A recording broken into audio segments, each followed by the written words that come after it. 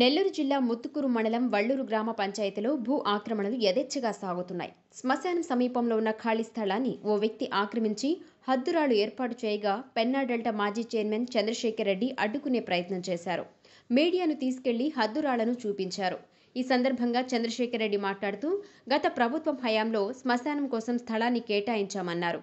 పంచాయతీ ఆస్తిగా ఉన్న శ్మశాన స్థలాన్ని సమీప పొలాల్లో కలుపుకోవాలనే ప్రయత్నాలు జరుగుతున్నాయని ఆరోపించారు. సంబంధిత ఆక్రమణదారులపై కఠిన చర్యలు తీసుకోవాలని ఆయన డిమాండ్ చేశారు.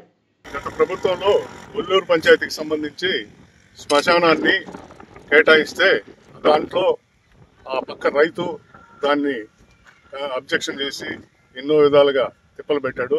అయినా కోర్టులో మనకి పంచాయతీకి శ్మశానం అలాట్ అయింది.